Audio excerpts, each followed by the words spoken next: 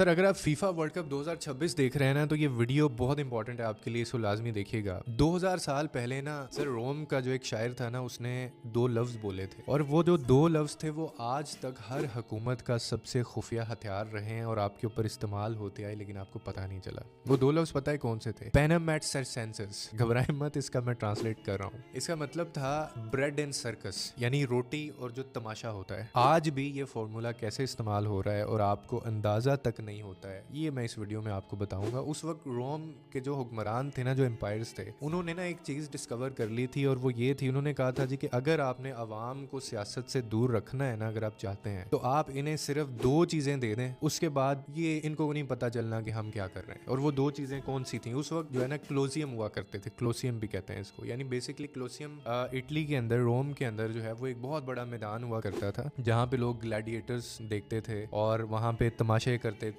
जीत के जश्न मनाते थे। 50,000 से ज्यादा लोगों के वहाँ पे बैठने की जगह हुआ करती थी और वो फिर जीत का भी जश्न मनाया करते थे, हुल्लड़बाजी देखते थे, ग्लैडिएटर्स की जैसे लड़ाइयाँ होती हैं और वो तालियां बजती होती थी। उसी दौरान क्या होता था कि यही हुकूमतें और यही जो एम्पायर्स थे ये उनके हकूक पर डाका भी डालते थे, ये पॉलिसीज बनाते थे, महंगाई करते थे, जंगें शुरू करवा देते होते थे और किसी को पता नहीं चलता होता था क्योंकि सबकी नजरें मैदान के ऊपर होती थी। सो सर 2026 में ये जो वर्ल्ड कप है, मैंने पहली वीडियो जब स्टार्ट में बहुत पहले बता दिया था फीफा वर्ल्ड कप से पहले कि ये तारीख का सबसे बड़ा स्पोर्ट्स वॉश होने जा रहा है, ठीक है, और लोगों ने बड़ा मजाक उड़ाया था। अब मैं आपको ये बता दूं कि इस महीने जब 2026 फीफा वर्ल्ड कप चल रहा है ना, जहां वीआर की कंट्रोवर्सी सामने आ रही हैं, मेसी ने ये कर दिया, रोनाल्डो बाहर हो गया, हैंडशेक वो कंट्रोवर्सीज हैं, रेड कार्ड कंट्रोवर्सीज हैं, इजिप्ट बाहर क्यों हो गया, ये सब चीजें आपको भनक तक नहीं लगी। क्या आपको पता है कि इसी महीने गजा के अंदर 71,000 से ज्यादा लोग मारे जा चुके हैं? इसी महीने की बात कर रहा हूँ, लेकिन आपको नहीं पता चला, आपने इसके ऊपर बात नहीं की,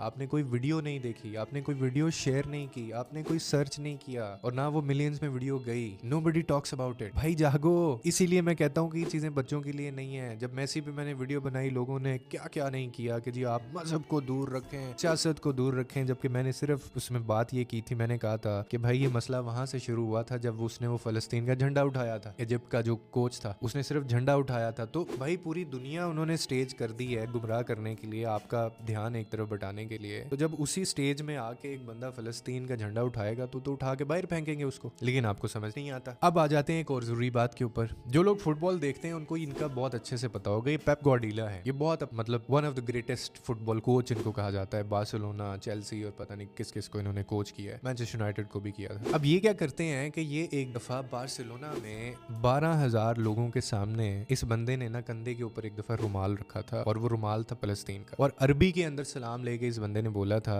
कि वो चाहते हैं कि हम खामोश हो जाएं। That's what they want. और वो ये भी चाहते हैं कि हम दूसरी तरफ देखें। They want us to look the other way और द अदर साइड। और जब उन्होंने ये बात बोली थी ना, जैसे मेसी के फैंस की दुम पे पांव आया ना, तो सहाफियों ने ना उस वक्त इनसे, जर्नलिस्ट ने सवाल किया, तो उन्होंने कहा था जी कि आप कोच हैं, आप खेल की बात करें, पॉलिटिक्स की बात ना करें, मजहब की बात ना करें, राइट्स की बात ना करें। तो फिर इन्होंने आगे से उनको जवाब दिया था, इन्होंने कहा था कि बस वो यही तो चाहते हैं कि हम इसके ऊपर बात ना करें, हम खामोश हो जाएं। पेप गार्डियोला ने ये कहा जब, और फिर उन्होंने कहा कि मैं बिल्कुल इसके उलट करूंगा क्योंकि मैं खामोश नहीं हो सकता। तो जनाब ये 2000 साल की जो मैं कहानी आपको सुना रहा हूँ, उस वक्त क्लोसियम हुआ करते थे, आज स्टेडियम्स हैं। उस वक्त जो है वो रोम के जो एम्पायर्स थे वो इनको मुफ्त रोटी दिया करते थे, आज आपको एंटरटेनमेंट और तमाशा दिखाया जाता है। देखें, खेल देखना गलत नहीं है, ठीक है, लेकिन खेल देखते देखते सो जाना गलत है, और बच्चे जो है ना वो अक्सर सो जाया